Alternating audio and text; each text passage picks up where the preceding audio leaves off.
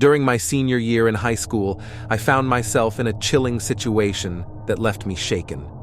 It was a typical Thursday evening, and my friends and I were hanging out in our neighborhood in Mantua, South Jersey. As teenagers in a town with limited entertainment options, we often ventured to nearby towns like Deptford or Cherry Hill on weekends to visit malls and meet up with other friends.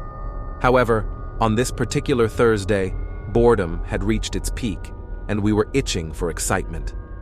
Growing up in Mantua, I had heard the eerie tale of Booty Mill Road numerous times.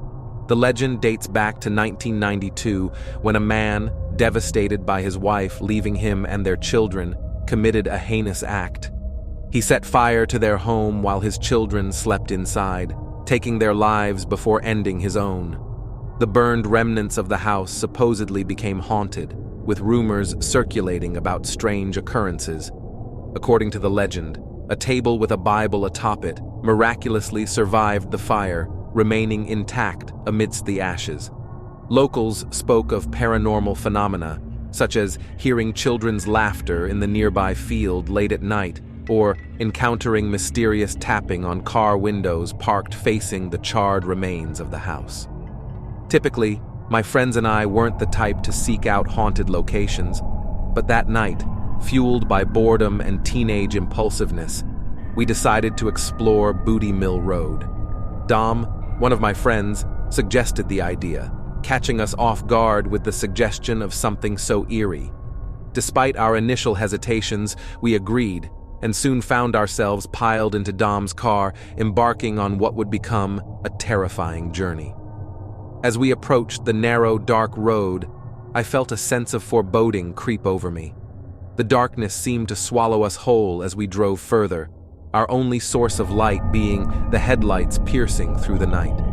With each passing moment, my unease grew, and upon reaching the end of the road and spotting the infamous shed-like structure, I was overcome with fear. Dom, seemingly unfazed, rolled down the window slightly and switched off the car, flickering the headlights into the darkness. Minutes passed in tense silence until we were suddenly jolted by the sound of muffled laughter and running footsteps outside the car. Frozen in fear, none of us dared to speak as we listened intently. Then, a chilling sensation gripped us as tapping resonated from the rear windshield, followed by a ghostly hand slamming against it. Panic erupted within the confines of the car as Dom swiftly ignited the engine and sped away from the scene, leaving behind the terror of Booty Mill Road. Returning to Dom's house, we were still reeling from the encounter, vowing never to undertake such haunted expeditions again. The memory of that harrowing night on Booty Mill Road remains etched in my mind as a reminder of the chilling power of the unknown.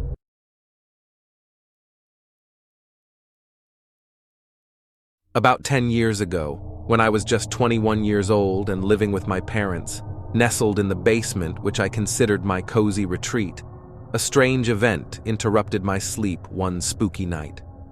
It happened in the early hours, when the darkness was heavy with an eerie silence, and I suddenly woke up from my peaceful sleep because I heard what sounded like a distressed child crying desperately. Startled awake, I tried to find where the sad cries were coming from, but my window was covered in ivy, blocking my view. Driven by a strong urge to help whoever was in distress, I got out of bed and headed towards the noise. As I got closer to my bedroom door, the haunting cries continued, but strangely, they seemed to be coming from the area beyond my closed door. Feeling scared, I cautiously opened the door, only to find complete silence, with no one in sight. However, as soon as I went back to bed, the heart-wrenching cries started again, making me shiver with fear. The next evening, while my family sat around the dinner table, I shared the terrifying experience I had gone through with them. It was then that one of my sisters, looking serious, told us about her own unsettling encounters from her childhood. She talked about seeing a ghostly figure, a young girl, who would come out of her closet at night and then disappear into thin air when she sought comfort from our parents. Oddly, as she recounted her experiences, a chill filled the room, and my youngest sister, looking uneasy, asked a haunting question. "Does the little girl wear a pink nightgown and have chestnut hair?" The tension grew thicker as my other sister confirmed the similarity, sharing her own ghostly encounters. After these unsettling revelations, we began to realize something chilling. It seemed like our family home held secrets, hints of a mysterious past that lingered within its very walls. Whether these secrets were linked to a forgotten tragedy or the ghosts of past residents, one thing was clear. The image of the little girl in pink haunted our thoughts, reminding us of the hidden mysteries within our home's history.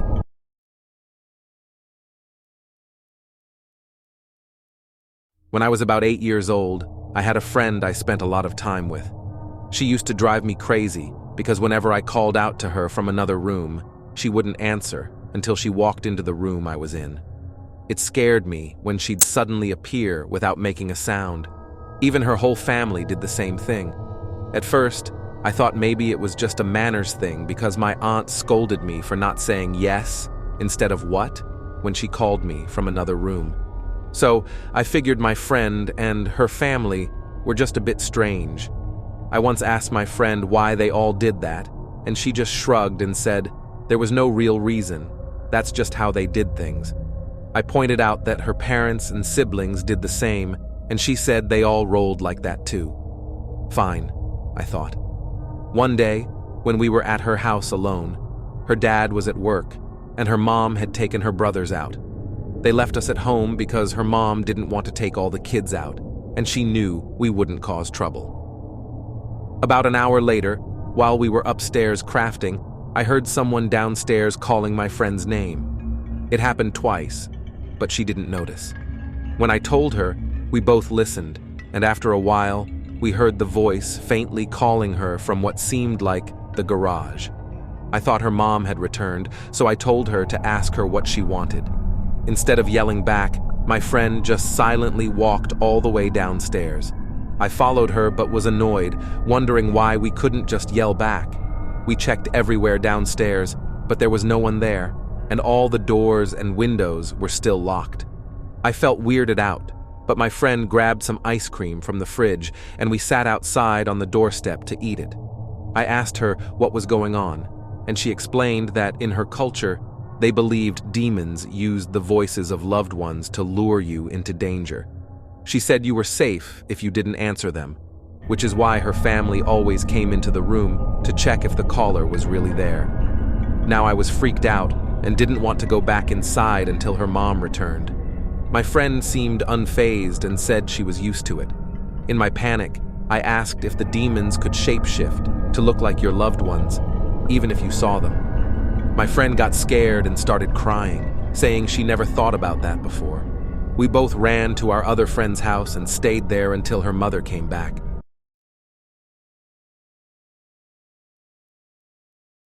Some years back, when I was alone at home and enjoying the quiet of the night, darkness had spread over the whole neighborhood. I was comfortably settled in, enjoying the soft light of the television, when suddenly the peace was shattered by the unexpected ringing of the doorbell, startling me out of my thoughts. Being alone, I always felt wary of such interruptions. I approached the front door cautiously, making sure not to turn on the porch light and give away my presence. Looking through the peephole, I could barely make out a small figure in the darkness. Its shape was blurry, but I could sense it there, making me feel uneasy. The figure moved strangely, almost like it was dancing, with motions that reminded me of graceful wing flaps. Despite feeling uneasy, I couldn't tear my gaze away from the odd sight. However, just as quickly as it appeared, the figure disappeared into the darkness, leaving behind a strange feeling in the air. Despite my efforts to make sense of what I had seen, the memory of that strange encounter still haunts me. Whenever night falls and darkness surrounds me, I find myself unable to stop thinking about it. Even now, I can't explain what it was, and it remains a mystery that gives me chills whenever I think about it.